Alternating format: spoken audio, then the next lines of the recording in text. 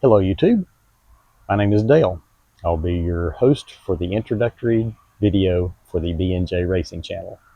We'll do a not deep dive into what we are, but kind of a overview of where we came from, where we're at, where we're going.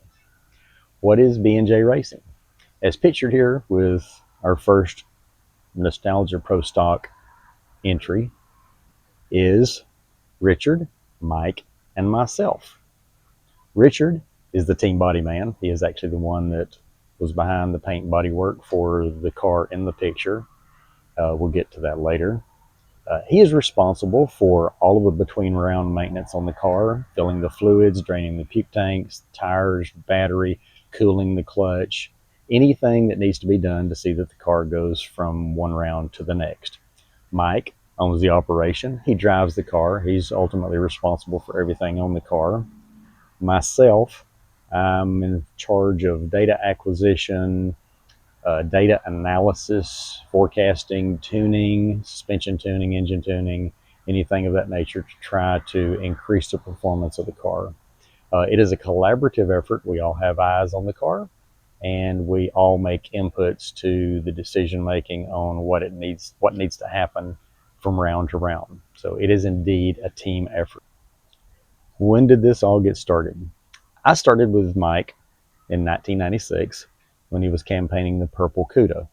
It was a stock suspension, 10.5-inch tire car, a stroked big block wedge on nitrous, and it provided me ample opportunities for some unique photo experiences.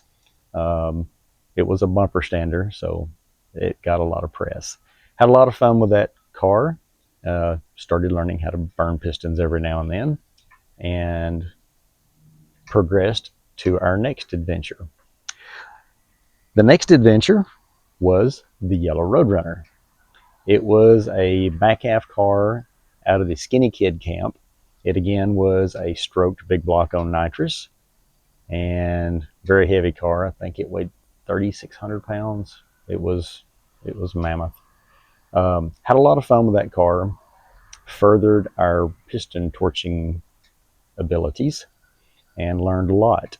And on one of the long motorhome drives back from one of those piston torching adventures, Mike and I were discussing Top Fuel and funny cars and the legacy Hemi, how it could hang with the nitromethane. And we got to thinking, wonder how that would work with a nitrous engine and the program we're doing. So we made the decision to go over to Donnie Holbrook's Top Fuel shop, the late Donnie Holbrook here in Chattanooga, and picked up enough parts to build a Gen 2 Hemi out of their used parts bins.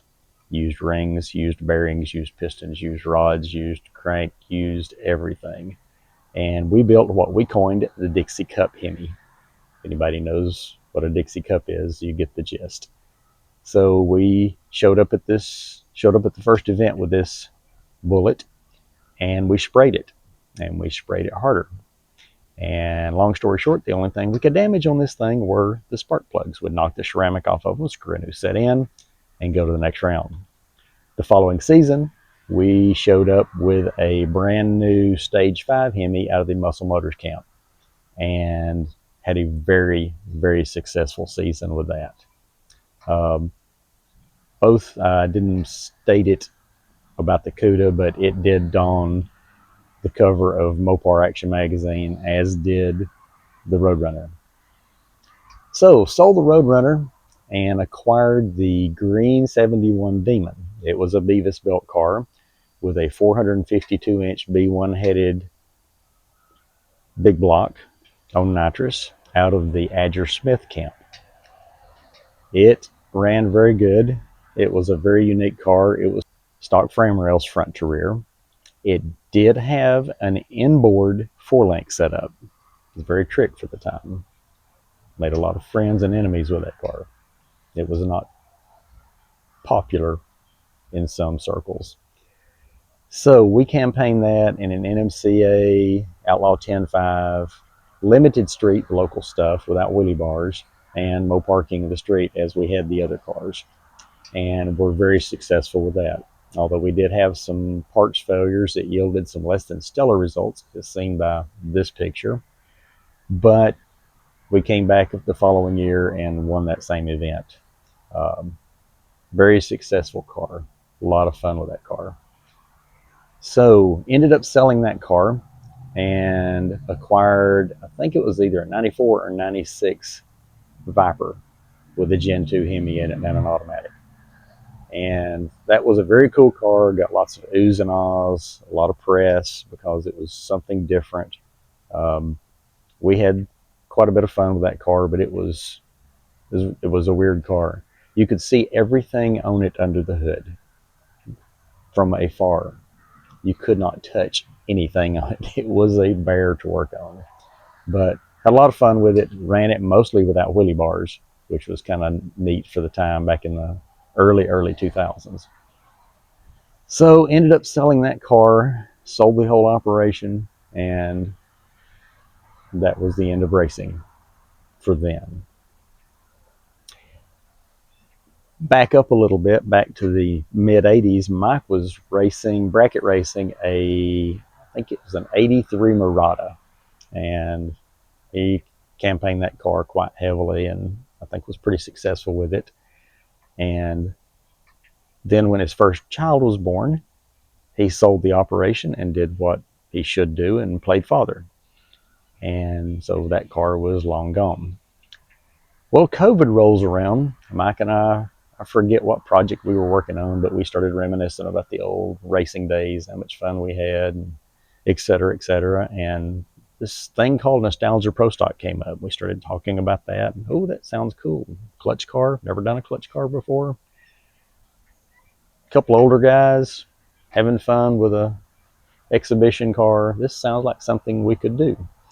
So we start thinking real serious about this, and Mike gets a call from the guy he sold the Mirada to years earlier, and he wants to sell it. Long story short, bought the car back. It was a basket case. It had been in a leaking car trailer for 10 years, and which was basically a terrarium. It was indeed a basket case. Went through the entire car and ended up with a Gen 2 Hemi with a Lenco 5-speed in it, and that was our entry into the Nostalgia Pro Stock scene. And learned a lot, learned how to tune clutches, never done that before. Learned how to gather a lot of data, how to analyze a lot of stuff. It was quite a unique experience, but a fun one nonetheless. So campaigned that car, and the Avenger came available for sale. Ended up with the Avenger, and it initially came with a Bruno Lenco, which we knew we were not going to campaign that. So we got it in 2024 and worked out some bugs with it with a Bruno Lenco, and some engine issues, suspension issues here, just issues here and there with any kind of new combination. And in February of 25, we put a 5-speed Liberty and a clutch in it, Ram Low Pro 10 clutch, and started working out even more bugs. We uncovered some things when we started putting power down with the manual setup that it was not happy with. So we started working out that, replacing some parts here and there on the suspension, and have about got all of that squared away. Still in the final touches of that, but we're getting there. The car's doing better and better. So this is 2025. We have several events scheduled for this year, and we will be posting videos. Actually, I already have some video of previous events. We gather video as part of our troubleshooting and data analysis program, so that we can look back and see what indeed did happen. So why not share some of that footage with the public, and we hope you guys enjoy it. So we will be putting some video together with that data and possibly some narration, and let you guys enjoy that. So that's about it for now. We'll be putting out hopefully videos in the following weeks of the events that we have been to so far. So until then, thank you for watching. Comment down below if you would like to see more information on some of the combinations that we have run through the years. Leave a comment below and we might do a short dive into each of those combinations. Until then, again, my name's Dale. This is the BNJ Racing channel. See ya.